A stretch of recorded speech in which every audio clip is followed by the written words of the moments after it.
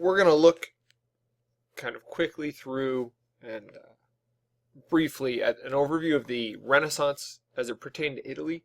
And we're going to really focus on that kind of the politics that allowed this to happen, this Renaissance to happen.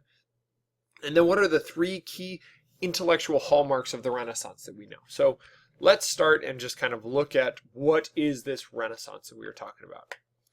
And Renaissance means rebirth, and it is not a term that would have been used by contemporaries, by people who were living at the time. It's rather a term that was applied to this era far after it had ended, and Jacob Burckhardt is the one who really coins the term the Renaissance in his writing, Civilization of the Renaissance in Italy, in 1860, so we're talking about 400 years afterwards.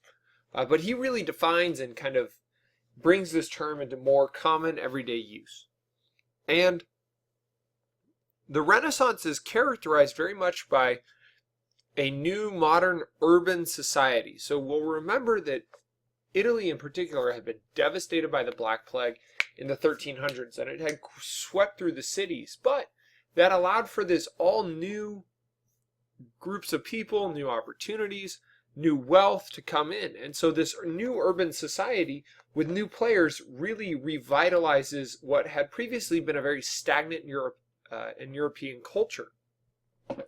It's also what we'll call an age of recovery, because it's finding old information that for so long had been lost or suppressed by the Catholic Church, but is now coming back to light and becoming more common knowledge, becoming more acceptable knowledge, and becoming more used by scholars. So it is an age of recovery of that information. We also see it as a rebirth of Greco-Roman culture.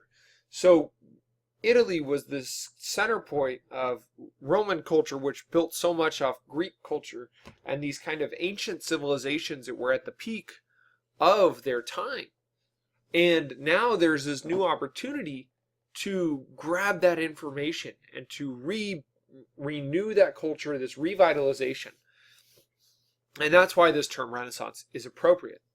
It's also an era where there's a huge emphasis on individual ability. So we're looking at the greatness of individuals and their ability to get things done in meaningful and effective ways.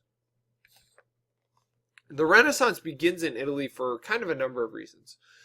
Three of the most important ones, though. First, it's the center of trade network. All trade from Europe to the Middle East at this point is going through Italy.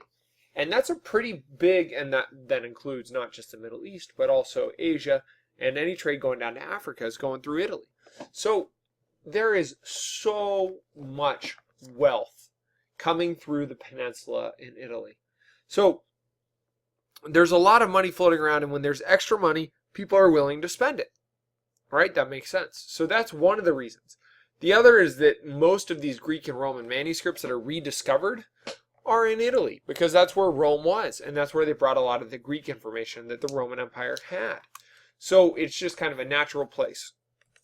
And then it's also, because of its place at the crossroads of trade, it's at the crossroads of information exchange.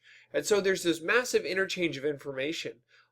Muslim scholars are sending their information to Europe, and so there is this kind of taking advantage of this kind of vastness of knowledge that the Muslims in the Middle East had and Europeans did not. So all of this contributes to the Renaissance really beginning in earnest in Italy. With that said, we'll look at kind of the politics in Italy. And there were, at this time, 5 major powers: Milan, Venice, Florence, the Papal State, and the Kingdom of Naples. So Milan and Venice kind of dominate the north of the country. Milan to the northwest, Venice to the northeast. Florence and the Papal States kind of dominate the center of the country, and the Kingdom of Naples dominates the south, including Sicily. And there's a famous family, a super wealthy banking family in Florence known as the Medicis, and they rule Florence at this time. And so that name, the Medicis, is going to become important to us, not just for our study of the Renaissance, but as we move forward in European history, the Medici family continues to play a large role. The Papal States are land governed by the Pope that a lot of people argue he should not have control of, but it is kind of an independent kingdom that he rules on his own. And these major countries are generally ruled by oligarchies. That is, wealthy merchants and families of wealthy merchants who are controlling the interests of their city-state in order to promote their own wealth. And so you've got a lot of these oligarchies. Sometimes they're ruled by tyrants or despots, but mostly it's these oligarchies that are kind of guiding these city-states in an effort to increase their wealth.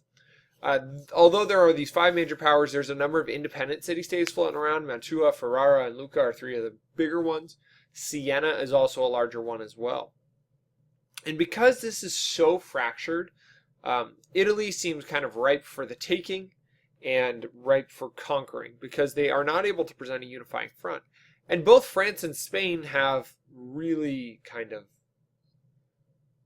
stretched claims to controlling some territory in Italy, and they try to push those claims because Italy is so divided. So you see France and Spain fight kind of a proxy war to gain power and control over Italy, and they are often invading and fighting a divided Italy, which eventually leads to kind of catastrophe for Italy in the 1500s.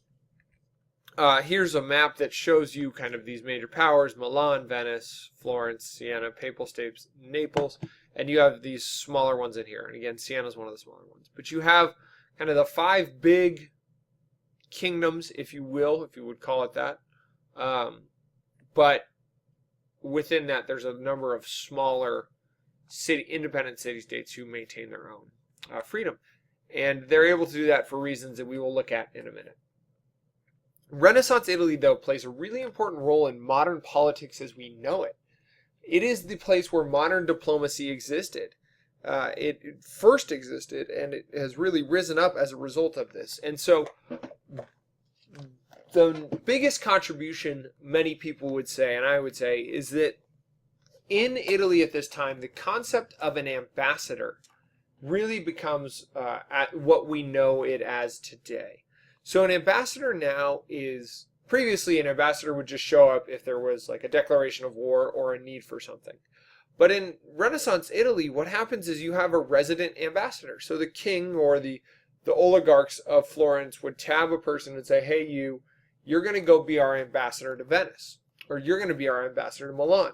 And that means you're going to go live in Milan for however long, and you're going to keep our interests at the forefront there. You're going to do any negotiations we have to do, and you're going to push to improve our lot with this country. And that was a whole new concept of ambassadors being a full-time worker, living and residing in another territory, but representing your nation. So this is kind of an important new development. The other new development is kind of an offshoot of, well, Machiavelli defines statecraft, and then we'll look at balance of power politics. And so Niccolo Machiavelli is probably one of the most famous writers of all time. He writes a short little book called The Prince, in which he talks about what is needed in order to rule a country or a kingdom, if you will. And in that, he argues that a good ruler is one who acquires, maintains, and expands political power. You can use whatever means you need to in order to do that, but if you do that, you are, by Machiavelli's definition, a good ruler. And that's what every ruler should strive to obtain.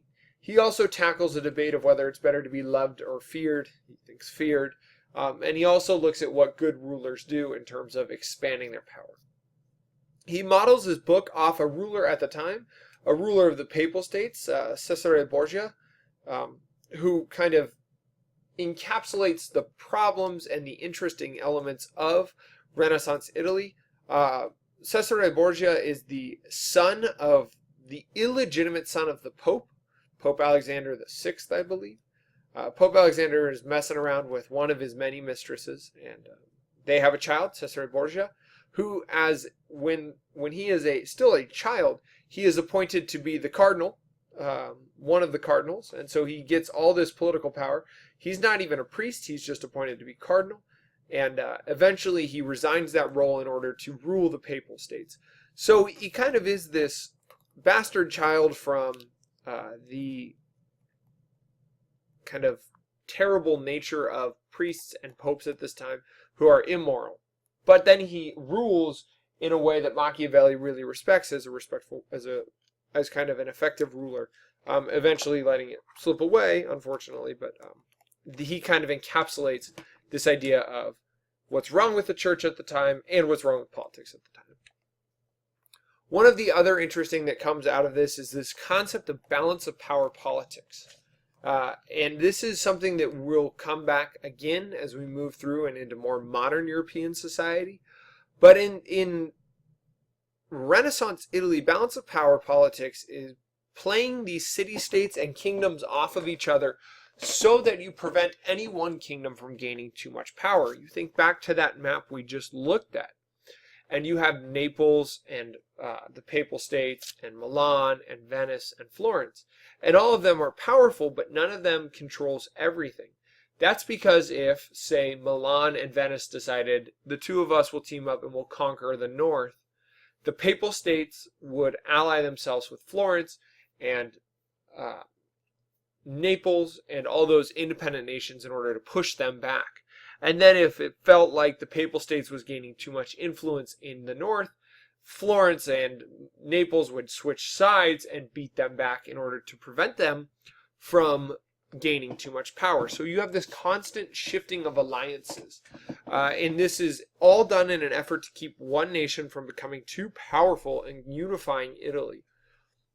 This results in a real fractured political system and serious stagnation because you cannot grow politically if you're constantly at war. And so these constant wars keeping everyone weak really ends up backfiring and hurting the Italians, which we'll look at in a while when they are invaded by the Holy Roman Emperor. So that's kind of the wrap up to the politics of the Renaissance, or at least Renaissance Italy. We're going to look now at the three major intellectual movements of the Renaissance. These three characteristics are really defining for the Renaissance, and they're really important to know. That's humanism, individualism, and secularism, and they kind of all overlap in their own ways, and they're all very distinct as well. So we'll try and tackle them one at a time and paint kind of a picture that we can understand and wrap our minds around. The first concept is humanism, and humanism, very briefly, it's a shift in focus away from God and towards humans and their achievements. That is kind of pushed further by individualism, which is a belief that individual humans are capable of accomplishing great things, and all of these tie together with secularism, which is a rising focus on things of this world instead of focusing on the afterlife and what is to come. So, humanism. Let's tackle humanism. Humanists look towards classical Greek and Roman texts for inspiration. So before this humanist movement, any inspiration would have been drawn from the Catholic Church and from Catholic thinkers. And anything that had been written before by, quote, pagans would have been considered useless. And it would have been considered maybe not quite heretical, but certainly not orthodox, certainly not something you could use. And so humanists really look outside of the box towards these Greek and Roman texts for inspiration. And they find many good things. They focus and emphasize the study of history, literature, and philosophy. This is the basis for what we now call the humanities. And this really is an effort to get more people critically thinking and thinking outside of the box. So it really is this shift in the way of thinking about the world. It's an increase in valuing of Greco-Roman texts, as well as kind of this emphasis on studying literature and philosophy and history, and how does all of this make us who we are? Now, with that said, it is very much not an anti-religious movement. Many humanists were deeply religious, but they recognized that they could find enlightenment and guidance outside of the Bible. And they could find God working through other ways and other means than traditional structure that they were used to facing. So humanism is kind of one of the cornerstone hallmarks to the Italian Renaissance. The other is individualism. And individualism focused on the potential of a man as a whole. The ability of humans to do good, with specific emphasis on the skills and talents that each person had and that each person brought to the table. So it's this idea that every single person is capable of greatness, that every person is capable of good. And this is a real shift in thinking from beforehand. Beforehand, people had thought that humans were kind of inherently evil and useless and no good, and now with humanism, there's this idea of humans can do good things, and individualism takes that a step further and says individuals can do great things because we all have our own talents. The best area to see individualism in is through the artwork at this time. And if you look and contrast, and we'll do this at a different time when we look at the shift from medieval art to Renaissance art. But if we look at the time, the emphasis on the human body and paying careful attention to getting correct anatomy and looking at the muscles and really getting the characteristics of the face is a huge change. That is very much a Renaissance idea. Before that, in medieval art, people were almost faceless. They were not ever showing emotion. They were 2D. They were two-dimensional. They were flat images. But now in the Renaissance, we have three-dimensional figures with emotion and muscles and accurate anatomy. And these are efforts to glorify the individual and what they could achieve. Now, all of that is still pointing back to God. Again, this is still very much a religious society. But nonetheless, it is an emphasis on the good of the individual. One of the most classical examples we could use is Michelangelo's statue of David, which shows this larger-than-life figure who is very muscular, has eyes, has emotions. You see the strands of hair. This person as an individual matters. And we see that in other portraits of Renaissance artists, of people who commission Renaissance artists to paint them as well. So individualism is also an important thing. And the last of these major concepts is secularism. And secularism focuses on things of the world that people are living in, an emphasis on the good that we can do here and now, and the good that we can enjoy here and now, rather than focusing exclusively on this overwhelming concern for the afterlife. So what we see is that material things start to become sometimes more important than religion, and people are no longer emphasizing living a simple life. So before this, there was a lot of hermits, and there was this emphasis on poverty as being good, and poverty was a way to get closer to God, and that it is okay to lack things in the physical world because in the spiritual world you can have a ton. And secularism really kind of flips that and says, it's okay to have things here and now. It's okay to be wealthy here and now. It's okay to enjoy your time here and now because those are still gifts from God.